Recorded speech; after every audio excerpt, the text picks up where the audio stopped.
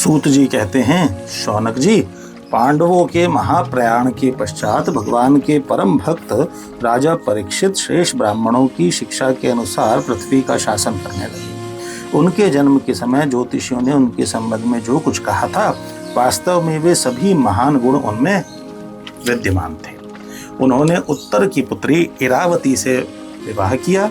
उससे उन्होंने जन्मेजय आदि 4 पुत्र उत्पन्न किए तथा कृपाचार्य को आचार्य बनाकर उन्होंने गंगा के तट पर 3 अश्वमेघ यज्ञ किए, जिनमें ब्राह्मणों को पुष्कल दक्षिणा दी गई। उन यज्ञों में देवताओं ने प्रत्यक्ष रूप में प्रकट होकर अपना भाग ग्रहण किया। एक बार दिग्विजय करते समय उन्होंने देखा कि शूद्र के रूप में कलयुग राजा का वेश धारण करके एक गाय और बैल के जोड़े को ठोकरों से मार रहा था। तब उन्होंने उसे बलपूर्वक पकड़कर दंड दिया। शौनक जी ने पूछा, महाभाग्यवान सूत जी, दिग्विजय के समय महाराज परीक्षित ने कलयुग को दंड देकर ही क्यों छोड़ दिया, मार क्यों नहीं डाला? क्योंकि राजा का वेश धारण करने पर भी था तो वह अधम शूद्र ही जिसने गाय को लात से मारा था। यदि यह प्रसंग भगवान श्री कृष्ण की लीला से अथवा उनके चरण कमलों के मकरंद रस का पान करने वाले रसिक महानुभावों से संबंध रखता हो तो अवश्य कहिए। दूसरी व्यर्थ की बातों से क्या लाभ, उनमें तो आयु व्यर्थ नष्ट होती है। प्यारे सूत जी, जो लोग चाहते तो हैं मोक्ष परंतु अल्प आयु होने के कारण मृत्यु से ग्रस्त हो रहे हैं, उनके कल्याण के लिए भगवान यम का आवाहन करके उन्हें यहाँ शामित्र कर्म में नियुक्त कर दिया गया। जब तक यमराज यहाँ इस कर्म में नियुक्त हैं, तब तक किसी की मृत्यु नहीं होगी। मृत्यु से ग्रस्त मनुष्य लोक के जीव भी भगवान की सुधा तुल्य लीला कथा का पान कर सकें, इसलिए महर्षियों ने भगवान यम को यहाँ बुलाया। एक तो थोड़ी आयु और दूसरे कम समझ। ऐसी अवस्था में संसार के मंदभाग्य विषयी पुरुषों की आयु व्यर्थ ही बीती जा रही है। नींद में रात और व्यर्थ के कामों में दिन। सूत जी ने कहा, जिस समय राजा परीक्षित कुरुजांगल देश में सम्राट के रूप में निवास कर रहे थे, उस समय उन्होंने सुना कि मेरी सेना द्वारा सुरक्षित साम्राज्य में कलयुग का प्रवेश हो गया है। इस समाचार से उन्हें दुख तो अवश्य हुआ, परंतु यह सोचकर कि युद्ध करने का अवसर हाथ लगा, वे उतने दुखी नहीं हुए। इसके बाद युद्ध वीर परीक्षित ने धनुष हाथ में ले लिया। वे श्याम वर्ण के घोड़ों से जुते हुए सिंह की ध्वजा वाले सुसज्जित रथ पर सवार होकर दिग्विजय करने के लिए नगर से बाहर निकल पड़े। उस समय रथ, हाथी, घोड़े और पैदल सेना उनके साथ चल रही थी। उन्होंने भद्राश्व, केतुमाल, भारत, उत्तर कुरु और किम पुरुष आदि सभी वर्षों को जीतकर वहां के राजाओं से भेंट ली।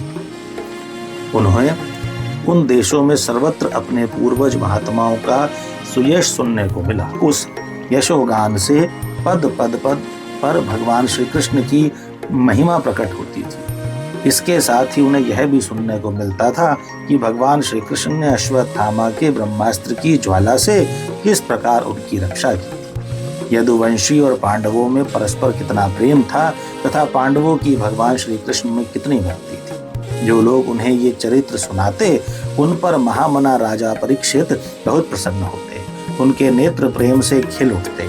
वे बड़ी उदारता से उन्हें बहुमूल्य वस्त्र और मणियों के हार उपहार रूप में देते। वे सुनते कि भगवान श्री कृष्ण ने प्रेम पर वश होकर पांडवों के सारथी का काम किया, उनके सभासद बने, यहाँ तक कि उनके मन के अनुसार काम करके उनकी सेवा भी की। उनके सखा तो थे ही, दूत भी बने। वे रात को शस्त्र ग्रहण करके वीरासन में बैठ जाते और शिविर का पहरा देते। उनके पीछे पीछे चलते, स्तुति करते तथा प्रणाम करते। इतना ही नहीं, अपने प्रेमी पांडवों के चरणों में उन्होंने सारे जगत को झुका दिया। तब परीक्षित की भक्ति भगवान श्री कृष्ण के चरण कमलों में और भी बढ़ जाती। इस प्रकार वे दिन दिन पांडवों के आचरण का अनुसरण करते हुए दिग्विजय कर रहे थे। उन्हीं दिनों उनके शिविर से थोड़ी ही दूर पर एक आश्चर्यजनक घटना घटी। वह मैं आपको सुनाता हूँ। धर्म बैल का रूप धारण करके एक पैर से घूम रहा था। एक स्थान पर उसे गाय के रूप में पृथ्वी मिली। पुत्र की मृत्यु से दुखिनी माता के समान उसके नेत्रों से आंसुओं के झरने झर रहे थे।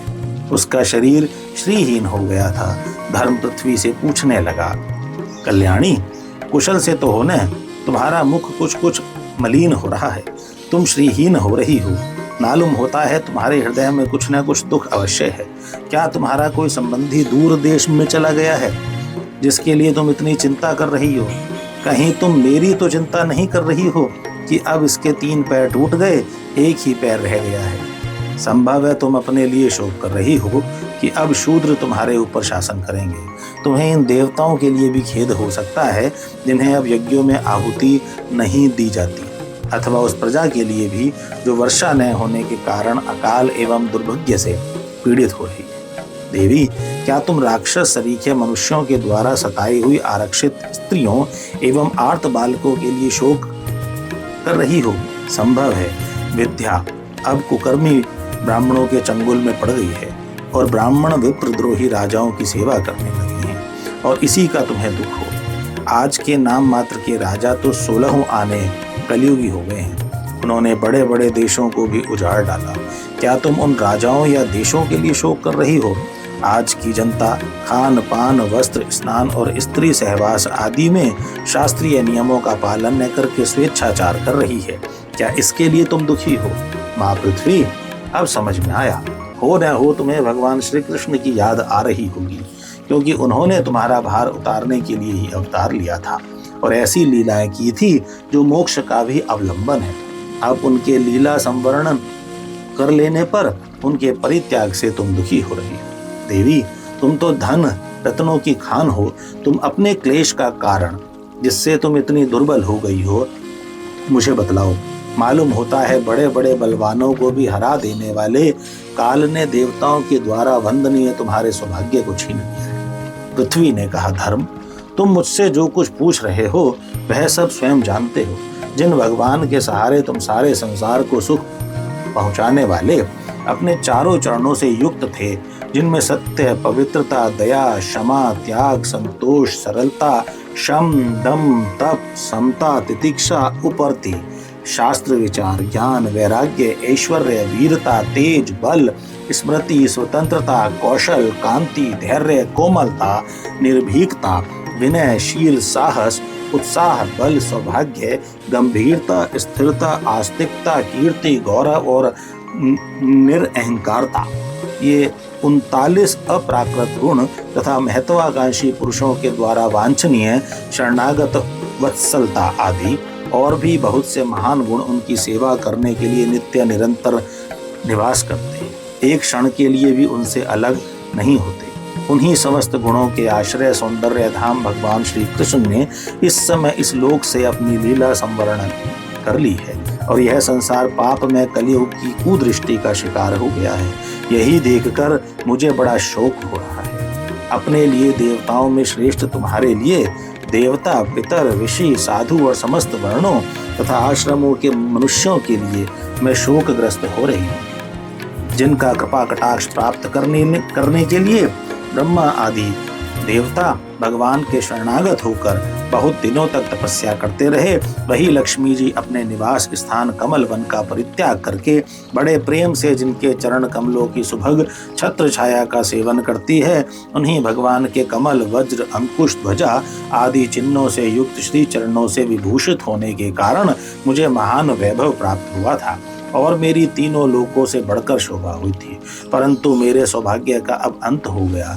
भगवान ने मुझ अभागिनी को छोड़ दिया। मालूम होता है मुझे अपने सौभाग्य पर गर्व हो गया था, इसलिए उन्होंने मुझे यह दंड दिया है। तुम अपने 3 चरणों के कम हो जाने से मन ही मन कुढ़ रहे थे, अतः अपने पुरुषार्थ से तुम्हें अपने ही अंदर पुनः सब अंगों से पूर्ण एवं स्वस्थ कर देने के लिए वे अत्यंत रमणीय श्याम सुंदर विग्रह से यदुवंश में प्रकट हुए और मेरे बड़े भारी भार को, जो असुर वंशी राजाओं की सैकड़ों अक्षोहिणियों के रूप में था, नष्ट कर डाला। क्योंकि वे परम स्वतंत्र थे, जिन्होंने अपनी प्रेम भरी चितवन, मनोहर मुस्कान और मीठी मीठी बातों से सत्यभामा आदि मधुमयी माननियों के मान के साथ धीरज को भी छीन लिया था और जिनके चरण कमलों के स्पर्श से मैं निरंतर आनंद से पुलकित रहती थी। उन पुरुषोत्तम भगवान श्री कृष्ण का विरह भला कौन सह सकती है। धर्म और पृथ्वी इस प्रकार आपस में बातचीत कर ही रहे थे कि उसी समय राज ऋषि परीक्षित पूर्व वाहिनी सरस्वती के तट पर आ पहुंचे।